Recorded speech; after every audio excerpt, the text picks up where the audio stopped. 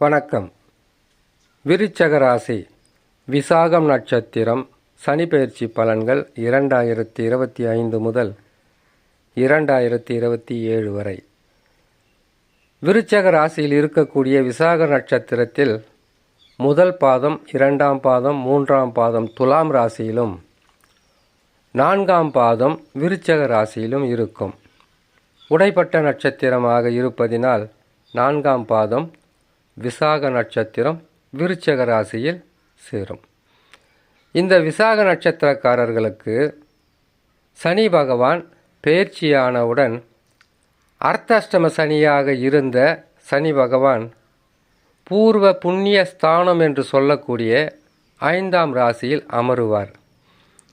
எதிரிகளால் செய்யும் தொழிலால் பல வகையான பிரச்சனைகளை சந்திக்கக்கூடிய நட்சத்திரம்னு சொல்லியிருக்கோம் இந்த நட்சத்திரத்தை. இதற்கு சனி பகவான் மட்டும் காரணமாக இருக்க மாட்டார். எப்போவுமே சனி பெயர்ச்சி, குரு பெயர்ச்சி, ராகு கேது பெயர்ச்சி, இந்த கிரகங்கள் எந்த நிலையில் அமரப்போகிறது என்பதை சீர்திருத்தி அதற்கு பிறகுதான் பலன் சொல்ல வேணும். எதற்காகன்னு கேட்டிங்களேனாக்கா, சனி பகவான் 5ஆம் இடத்தில் இருப்பது பாதகம் கிடையாது. ஆனால் சனி பகவானுக்கு 5ஆம் ராசி நல்லதும் கிடையாது. 4ஆம் இடத்தில் இருந்தாலும் பிரச்சனை, 5ஆம் இடத்தில் இருந்தாலும் பிரச்சனைன்னு சொன்னால் எப்படி தான் நாங்கள் நிம்மதியாக வாழுதுன்ற கேள்வி வரும். சனி பகவான் 5ஆம் இடத்தில் பெயர்ச்சி பெற்று அமரக்கூடிய இந்த 2025 மார்ச் மாதம் பெயர்ச்சி பெறுவார். 2 மாதம் கழித்து குரு பகவான் 7ஆம் ராசியிலிருந்து 8ஆம் ராசிக்கு சென்று விடுவார். 8ஆம் இடத்தில் எத்தகையான பாதகமான பலன்களை தருவார் தெரியுங்களா? ஏமாற்றம், நம்பிக்கை துரோகம், பொருள் நஷ்டம், மன கஷ்டம், பண கஷ்டம், உறவு சிக்கல், நண்பர்கள் எதிரிகளாக மாறுறது, செய்கிற தொழிலில் அதிகப்படியான கஷ்டங்களும் நஷ்டங்களும் சந்திப்பது, அது மட்டும் இல்லாமல் உடல் நலத்தில் உபாதைகளை உருவாக்கக்கூடிய கடுமையான பாதிப்பை தரக்கூடிய ஸ்தானத்தில் குரு பகவான் அமர்வது. இந்த நேரத்தில் சனி பகவான் 5ஆம் இடத்திற்கு சென்றவுடனே பூர்வ புண்ணிய ஸ்தானத்தில் அமரும்போது உங்களுக்கு நற்பலன்கள் நடக்கப் போகிறதுன்னு சொன்னால் அது அவ்வளவு நல்லா இருக்காது, நற்பலன்களும் தராது. அது மட்டும் இல்லாமல் குரு பகவான் பெயர்ச்சியான சில வாரங்கள் அல்லது 1 மாதத்துக்குள் ராகு கேதுக்கள் பெயர்ச்சி ஆவாங்க. கேது பகவான் 10ஆம் இடத்திற்கு சென்று விடுவார். ராகு பகவான் 4ஆம் இடத்திற்கு வந்து விடுவார். இதுவும் பாதகம்தான். இந்த 3 கிரகங்களும் பாதகம் செய்யும்போது சனி பகவானுக்கு மிகவும் உகந்த இடம் என்று சொல்வது 3, 6, 11.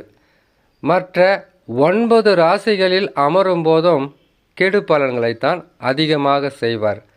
ஆனால் குரு பகவானாக இருந்தாலும் சரி, சனி பகவானாக இருந்தாலும் சரி, ராகு கேதுக்களாக இருந்தாலும் சரி, குரு பகவான் ஓராண்டு கெடு பலன்களை தந்துவிட்டு அடுத்தது நற்பலன்களை செய்ய ஆரம்பித்து விடுவார். ராகு கேதுக்கள் 1.5 ஆண்டு காலங்கள் கெடு பலனோ அல்லது நற்பலன்களோ தந்துவிட்டு அடுத்தது என்ன பலன்களை தர வேண்டுமோ அதற்கு சென்று விடுவார்கள். இப்போ இருக்கிறது பார்த்திங்களனாக்கா, சனி பகவான் 2.5 ஆண்டு காலம் இருப்பார். 2.5 ஆண்டு காலங்களுக்கு பிறகு அவர் நற்பலன்களை செய்ய வேண்டுமோ அசுப பலன்களை செய்ய வேண்டுமோ அவர் செய்ய ஆரம்பித்து விடுவார். ஆனால் உங்களுடைய சொந்த ஜாதகத்தில் ராசி என்பது விருச்சக ராசி, நட்சத்திரம் என்பது விசாக நட்சத்திரம் 4ஆம் பாதம். ஆனால் லக்கினம்னு ஒன்று இருக்கும். அந்த லக்கினத்திலிருந்து எந்தெந்த ராசிகளில் கிரகங்கள் அமர்ந்து இருக்கிறதோ அந்த கிரகங்கள் தான் தசாவாக நடத்தும். ஆரம்பத்தில் விசாக நட்சத்திரக்காரர்களுக்கு குரு தசா, குரு தசா முடிந்தவுடன் சனி தசா, சனி தசா முடிந்தவுடன் புதன் தசா, புதன் தசா முடிந்தவுடன் கேது தசா, கேது தசா முடிந்தவுடன் சுக்கிர தசா என்று தசாக்கள் நல்ல நிலையில் அமர்ந்து விட்டால் சனி பகவான் மட்டுமல்ல, ராகு கேது மட்டுமல்ல, குரு பகவானும் பாதகமான இடத்தில் அமர்ந்தால் பெரிதளவு உங்களுக்கு கஷ்ட நஷ்டங்களை கொடுக்க மாட்டார். கவனிக்கணும், பெரிதளவு கஷ்டம் நஷ்டங்களை கொடுக்க மாட்டார். ஓரளவுக்கு உங்களுக்கு கெடுபலன்கள் நடந்தாலும் மற்றொரு பக்கத்தில் உங்களுக்கு நற்பலன்களை கொடுத்து விடுவார். அந்த தசா சரியில்லாமல் போனால்தான் பல வகையிலும் பாடாய்படுத்தி கஷ்டங்களை கொடுப்பது இந்த கிரகங்கள்.